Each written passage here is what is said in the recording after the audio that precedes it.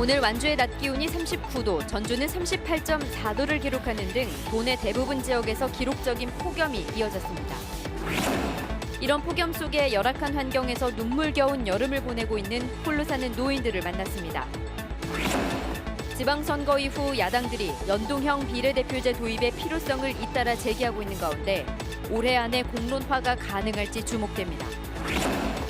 농업기술실용화재단이 익산에 새 청사를 짓고 전북 이전을 마무리 지었습니다. 여러분 안녕하십니까? JTV 8시 뉴스입니다. 오늘 하루 어떻게 보내셨습니까? 정말 기록적인 폭염이라는 말이 실감난 하루였습니다. 오늘은 전북 지역의 역대 기록이 줄줄이 경신됐습니다. 네, 전주는 38.4도로 기상관측 100년 이래 두 번째로 높은 기온을 기록했습니다. 나금동 기자가 보도합니다. 달궈진 아스팔트가 마치 용광로처럼 지열을 뿜어냅니다. 살인적인 폭염에 외출 자체가 고통입니다. 말도 못이여. 말도 안 나와. 사람이 시방 숨 쉬었으니까 이제 그런 사람도 다 말라 죽겠어. 오늘 하루 완주의 수온주는 39도, 전주는 38.4도까지 치솟았습니다. 전주는 가장 더웠다는 94년의 38.2도를 2분 뛰어넘었고 기상관측 100년 사상 두 번째로 높은 기온을 기록했습니다. 전주의 최고 기온이 38.4도로 1994년 이후 최고 기온을 갱신하면서 30년 이래 가장 더운 날씨였습니다. 무주, 익산, 부안이 38도 이상을 기록하는 등 무려 10개 시군이 37도를 넘었습니다. 5개 시군은 94년 기록을 갈아치웠고 부안, 고창, 임실은 기상관측 이래 최고치를 보이는 등 신기록이 속출했습니다. 펄펄 끓는 날씨에 수온도 급상승하고 있습니다. 수온은 25도에서 27도 정도를 보이고 있고 이것은 평년에 비해서 약 2도 정도 높은 수준 전북 연안에도 고수온주의보 발령 가능성이 있으며 전라북도는 내일 낮 기온도 36에서 38도의 분포로 오늘과 비슷한 폭염이 이어질 것으로 예상됩니다. JTB 뉴스 나금동입니다. 이런 폭염에 가장 힘든 분들은 노약자들이겠죠. 특히 열악한 환경에서 홀로 사는 독거노인들은 올여름을 힘겹게 버텨내고 있습니다. 그 현장을 주혜인 기자가 다녀왔습니다. 체감온도가 40도를 웃도는 오후 시간, 홀로 사는 이양래 할머니에게 가장 힘든 시간입니다. 문을 열어보지만 바람 한 점 통하지 않고 지난해 교회에서 받은 선풍기마저 고장나 부채 하나에만 의지해 더위를 버티고 있습니다. 더우고 그냥 속으로 열이 펄떡펄떡 나와. 이렇게 붙이고 그냥 살고 나갔다 들어갔다. 이웃에 사는 김유림 할머니는 무더위와 질병으로 이중고를 겪고 있습니다. 거동이 불편한 데다 뙤약볕 외출할 엄두가 나지 않아 병원도 가지 못하고 있습니다. 숨도 차고 나가면 힘든 게 못 돌아다녀. 노인들에게 유일한 쉼터는 에어컨이 있는 경로당뿐. 찜통이 된 쪽방에서 생활할 엄두가 나지 않아 하루 종일 경로당에서 시간을 보내고 있습니다. 그전에는 4시 되면 집을 갔었거든. 근데 하도 요새는 더우니까 5시 넘으면 가고. 그리고 집에 가면 한 집만 같아. 올 들어 전북에서 온열 질환으로 숨진 사람은 4명, 모두 65세 이상 노인입니다. 재난 수준의 폭염이 길어지면서 독거노인에게 여름나기는 생존을 위한 사투가 되고 있습니다. JTB 뉴스 주혜인입니다. 전주가 폭염에 가장 취약하다는 환경부 조사 결과가 어제 나왔는데요. 뜨겁게 달궈진 도로에 물을 뿌리는 살수차 하나만 봐도 전주시의 대응이 얼마나 부족한지를 알 수 있습니다. 정원익 기자의 보도입니다. 전주시 자재보관소. 덤프트럭을 살수차로 개조하고 있습니다. 폭염은 계속되고 살수차가 부족하자 이제서야 트럭을 살수차로 개조하고 있는 겁니다. 이게 덕진구 저쪽에 완성. 돼요? 이 물이 얼마나 들어갑니까? 2,000 이게 4,000이고 아니요? 4톤? 예. 전주시 덕진구의 경우에는 살수차가 한 대밖에 없어 2대를 빌렸습니다. 7월 10일부터 폭염주의보가 내려졌지만 7월 마지막 주가 돼서야 살수차를 임대했습니다. 이 전주시만 살수를 하는 게 아니고요. 전국적으로 오고 그다음에 공사 현장에도 지금 투입이 되다 보니까 사술자 임대하기가 좀 어렵더라고요. 전주의 폭염이 심각해진 것은 어제 오늘의 문제가 아닌데도 전주시가 구입해서 확보한 살수차는 2대밖에 되지 않습니다. 그나마 살수차의 용량은 8톤으로 임대한 살수차의 절반밖에 되지 않아 효과가 떨어질 수밖에 없습니다. 글쎄, 그거 있어서 저 겨울에만은 그것이 보이들 안 해. 아, 그래요? 네. 살수차를 미리 확보하지 못해 임대하고 그것도 안 돼 트럭을 개조하고 재난 수준의 폭염이 계속되고 있지만 도로에 물을 뿌리는 기본적인 대응조차 제대로 되지 않고 있습니다. JTB 뉴스 정원익입니다. 폭염에 인명과 농축산물 피해가 계속늘고 있습니다. 전라북도는 어제까지 온열 질환자 120명이 발생해 4명이 숨졌고 닭과 오리 등 가축 86만 7천 마리가 폐사했다고 밝혔습니다. 또한 사과와 인삼, 고추 등 농작물 피해 면적도 21헥타르로 늘었습니다. 2019학년도 대입 수시 모집 원서 접수가 40일 앞으로 다가왔습니다. 전북들을 제외한 도내 주요 대학들은 신입생 10명 가운데 9명을 수시 모집에서 뽑습니다. 조창현 기자가 보도합니다.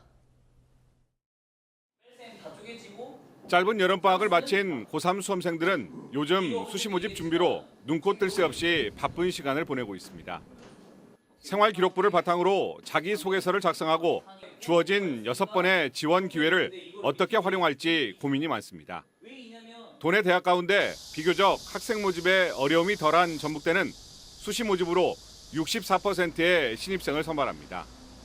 지난해와 비슷한 비율로 학생부 종합전형 20%, 학생부 교과로 44%의 학생을 뽑습니다. 학생부 교과 전형은 일괄합산 방식의 선발 모형인데요. 학생부 종합전형과 달리 수능 최저학력 기준이 적용되고 모집 단위별 반영 영역을 모두 응시해야 합니다. 반면 주요 사립대들은 대부분의 신입생을 수시로 선발할 계획입니다. 원광대는 89%, 전주대 87%, 우석대는 88%의 정원을 수시 모집으로 선발합니다. 원광대는 지난해와 비슷한 수준을 유지했고 전주대는 200명가량을 줄였습니다. 우석대는 수시 선발 인원이 약간 늘었지만 학생부 교과 전형을 줄이고 종합 전형을 늘린 게 특징입니다. 사립대의 경우 학생 모집과 함께 우수 인재를 미리 확보한다는 차원에서 해마다 수시 모집 비율을 높게 유지하고 있습니다. 2019학년도 대입 수시 모집 원서 접수는 다음 달 10일부터 14일까지 대학별로 3일 이상 접수합니다. 수시 모집은 모두 6번 지원할 수 있고 수시 모집 합격자는 정시 모집과 추가 모집에 지원할 수 없기 때문에 신중한 선택이 필요합니다. JTB 뉴스 조창현입니다. 지방선거 이후 야당들이 연동형 비례대표제 도입의 필요성을 잇따라 제기하고 있습니다. 선거제도 개혁에 꼭 필요한 제도라는 입장인데요. 연내 공론화가 가능할지 주목되고 있습니다. 이승환 기자가 보도합니다. 민주평화당 대표 선거에 출마한 정동영 의원은 연동형 비례대표제 도입에 당에 명운을 걸겠다고 말했습니다. 한국 사회의 문제는 정치에 있고 이 정치의 문제는 다름 아닌 잘못된 선거제도에 있다는 설명입니다. 정 의원은 지방선거 때 자유한국당이 서울 경기에서 25%의 정당 지지율을 얻고도 지역구에서 한 석도 얻지 못한 사례를 들며 이들과도 연대를 모색하겠다고 밝혔습니다. 심각한 주권자의 의사, 민의의 왜곡입니다.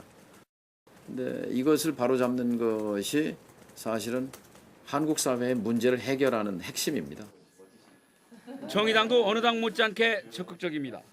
정당 지지율만큼 비례 의석으로 채워주는 이 제도가 도입되면 300석인 국회에서 10%의 지지율을 단순 적용할 경우 30석을 확보할 수 있기 때문입니다.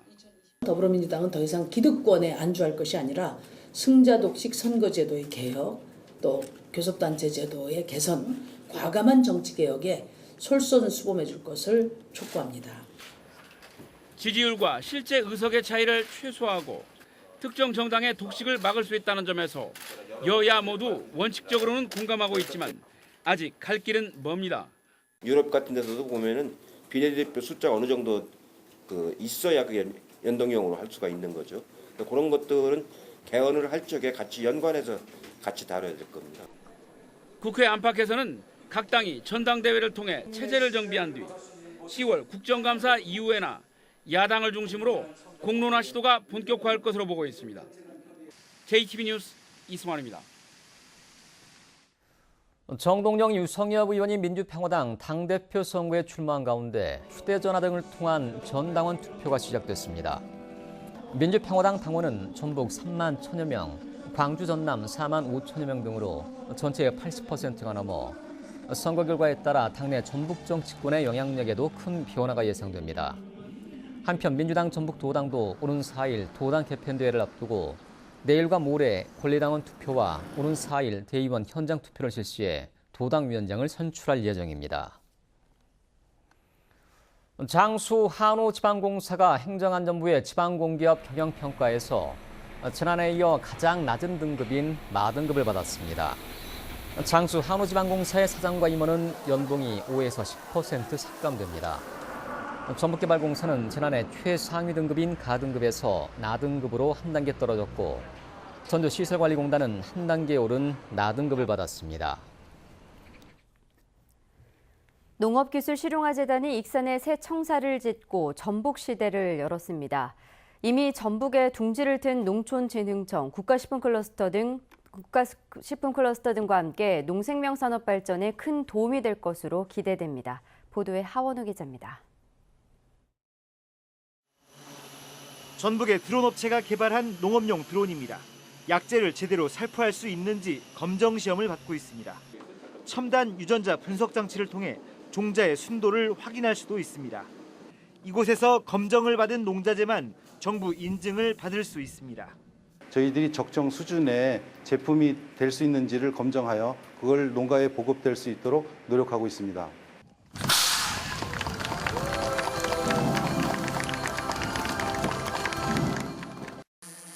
농업기술실용화재단이 익산에 새 청사를 짓고 전북시대를 열었습니다. 농업기술실용화재단은 농업 관련 연구 성과를 농민과 농기업에 넘겨 산업화를 촉진하기 위해 만들어진 농촌진흥청 산하기관입니다.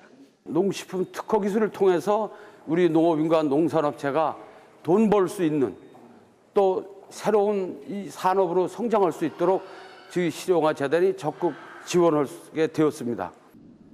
전북 혁신도시의 농촌진흥청과 익산의 국가식품 클러스터, 김제 민간 육종 연구단지와 연계해 전북의 농생명 산업 발전에 큰 기여를 할 것으로 기대됩니다.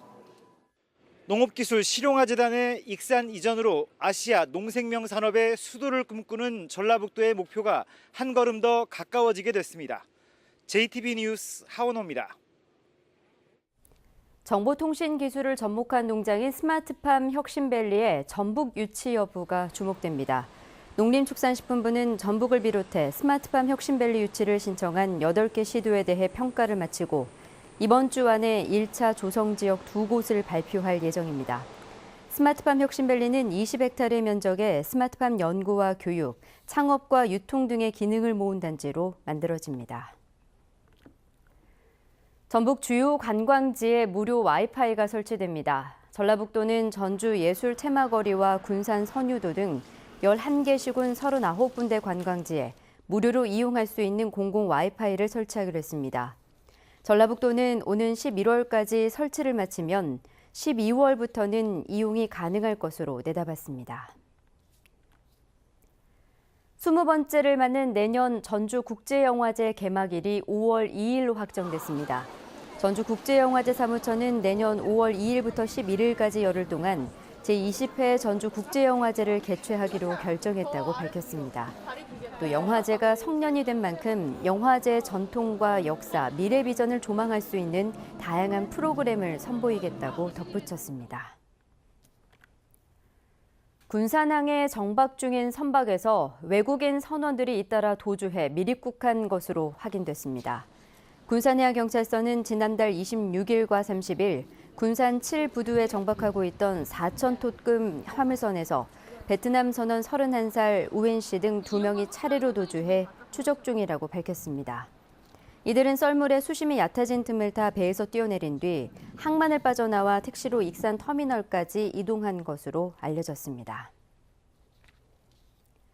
익산경찰서는 익산시 의회 A 의원이 지방선거 과정에서 선거법을 위반한 정황을 확인하고 사무실과 자택에 대한 압수수색을 실시했습니다. A 의원은 사전투표일과 6.13 지방선거 당일에 차량을 동원해서 유권자들을 투표소로 실어 나른 혐의를 받고 있습니다. 경찰은 압수한 증거물과 CCTV 자료를 분석해 동원된 차량과 유권자 수 등을 확인할 계획입니다.